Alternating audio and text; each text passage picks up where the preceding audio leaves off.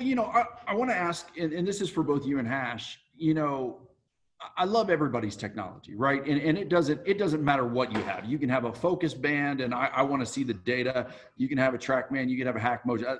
Let me see it. More toys, the better, especially for the instructor. But if we're going to agree that you get basically got three power sources, right? You got some amount of lateral, some amount of rotational, some amount of vertical that combine to make the power you've got in your golf swing. I want you guys to talk about that lateral transition, because Body Track for me is the only one of the pressure devices that can give you that data of how quickly, how fast, the dynamics of that lateral transfer. How do you guys use those to showing, release factor and those kind of things in the golf swing? Over to you, bro. Me? Yeah.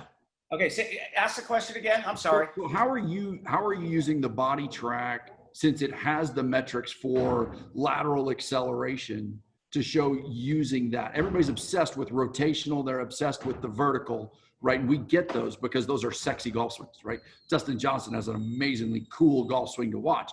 Most of us can't do that, right? Most of us are not built that way, but we can all have a little bit, lots of us have a lot of lateral in the golf swing. So how are you using the Body Track and the velocity measurements in that lateral to improve people's golf? Well, I'll start with the center of pelvis for me, and I try to explain to my players how I prefer the center of pelvis working in the golf swing. That would be where I use my 3D system, and that's, to be honest with you, I have that my swing 3D system. Yeah. I've used it, but to be honest with you, the only thing I really dial in on is how much is the pelvis moving. Yeah. Left and right, and my information is, and my research is that the tour pros are moving their center of pelvis 0 to 4 inches towards the target, from address to the top of the swing.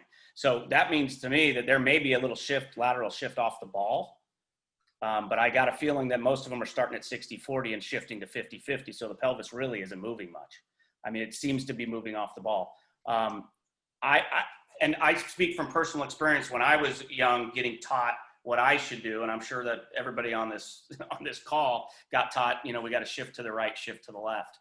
And we do see the best players in the world shifting laterally into the right side. But I really key in when it comes to lateral movement and acceleration to the left, getting my players to the left side early in the backswing, almost into the P2, P3 position. They're increasing, at least I'm trying to increase. I try to get everybody, depending on the player and what their tendencies are, to start at least at 55 on the lead side.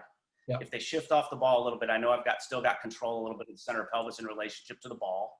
And then I try to get them to get real early pressure into their lead side, and that controls the pelvis. So from P1, which is that setup position, into P3, I think that my players would probably tell you they go from 60 to 75. Then there's less time to move from P3 down into P7 or whatever you want to call it, impact.